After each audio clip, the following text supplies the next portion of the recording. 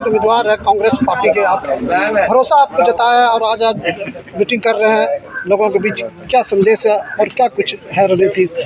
सबसे पहले हम महागठबंधन के उस तमाम नेताओं को धन्यवाद देता हूं, आदरणीय राहुल गांधी जी को, बिहार के युवाओं के नायक तेजस्वी यादव जी को धन्यवाद देता हूं जिन्होंने दूसरी बार भी मौका दिया मुझे, और सुल्तानगंज की जनता का धन्यवाद देते हैं कि उन्होंने भी सहयोग दिया, संघर्ष में सहयोग दिया। और जो मैं कोशिश करूंगा, सुल्तानगंज की जनता और महागठबंधन के नेताओं की जो उम्मीद है उस उम्मीद पर खरा उतरा। सिंबल मिलने के बाद आज पहली बार यहाँ के प्रखंड अध्यक्ष आरजेडी के विवेकानंद चौधरी, कांग्रेस पार्टी के सिकंदर पासवान जी, साधु यादव जी, अन्य लोग सुभाष यादव जी एवं वरिष्ठ नेता सब लोगों ने मिलकर एक बैठक आयोजन किया है। उसमें हम लोग निर्णय कर रहे हैं कि हमें नॉमिनेशन कब करना है।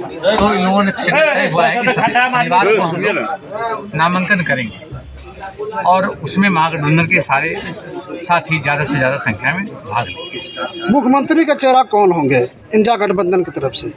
मुख्यमंत्री का चेहरा स्पष्ट रूप से महागठबंधन के और युवाओं का स्पष्ट है कि देश के युवाओं के नायक के रूप में राहुल गांधी सर्वसम्मति से स्वीकार हैं सभी लोगों को, और बिहार में युवाओं के नायक हमारे तेजस्वी यादव हैं।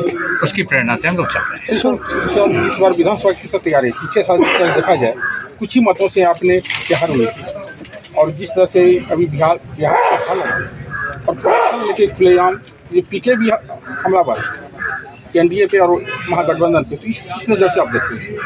देखिए, आप जहाँ तक बात करते हैं कि पुराने इलेक्शन में चुनाव के हार से, वो मैं चुनाव हारा नहीं था, मैं सेकंड रनर था। वो विपक्ष की भूमिका हमारी थी। जनता ने, यहाँ की जनता ने स्वीकार किया था कि विपक्ष की भूमिका में उनकी खामियों पर हम काम करें। हमने उस पर काम किया, और जहाँ आपने देखा होगा पूरे देश में ये आंदोलन चलाया गया कि किस तरह सत्ता के आड़ में वोट चोरी करने का काम किया गया, वो स्पष्ट है कि चुनाव किस परिस्थिति में कैसे हारा गया है। जहाँ तक भ्रष्टाचार का राज्य में और देश में माहौल है, तो भ्रष्टाचार की जननी है भारतीय जनता पार्टी। जो व्यक्ति जिस दूसरे पार्टी में भ्रष्टाचार कर रहे हैं, उसी लोग को प्राश्रय भारतीय जनता पार्टी में जाने के बाद भाजपा देने का काम कर रही है। कांग्रेस 1985 से लेके इसके बाद एक भी सुल्तान विधानसभा सीट नहीं जीत पाई है, इस पर क्या मंथन चल रही है?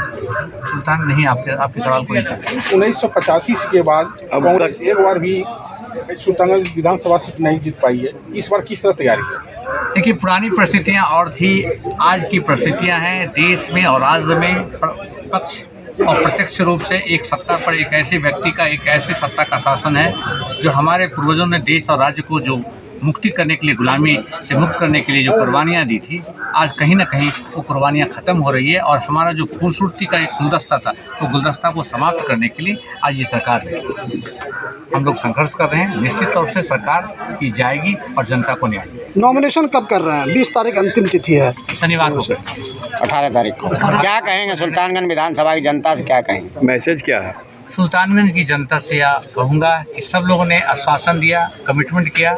महागठबंधन आम जनता की सरकार है। महिला मान सम्मान योजना या गुलदस्ता योजना और भी जो योजनाएं हैं वो धरातल पर हम कर रहे हैं, और जनता को न्याय दिलाने के लिए हम संघर्ष करेंगे। क्योंकि हमारे नेता राहुल गांधी जी और तेजस्वी यादव जी ने हर समय ये सिखाया है कि सत्ता के लिए हमें संघर्ष नहीं करना है जनता के समाज के अंतिम पिछड़े, अति पिछड़े ईबीसी ओबीसी के लिए संघर्ष करना, और उसे हम न्याय दिलाने के लिए संघर्ष। इंडिया गठबंधन के बीच में जन स्वराज क्या कहेंगे?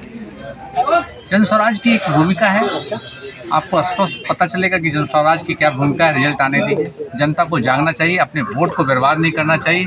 अगर बिहार के सत्ता को बदलना है और बिहार को न्याय चाहिए और सुल्तानगंज को विकास चाहिए, क्योंकि 20 सालों से सुल्तानगंज में देख रहा हूँ, जो भी आए, जिस भी पार्टी का है, सुल्तानगंज का विकास नहीं हुआ। क्योंकि मैं इसी स्कूल से जब पढ़ा था, तो वही स्कूल आज भी है, वही हाई स्कूल है, उसमें कुछ भी तब्दीली नहीं है। इसलिए सुल्तानगंज की जनता को अगर विकास चाहिए तो सत्ता को परिवर्तन करना होगा, यहाँ की जनता को प्रतिनिधित्व को बदलना।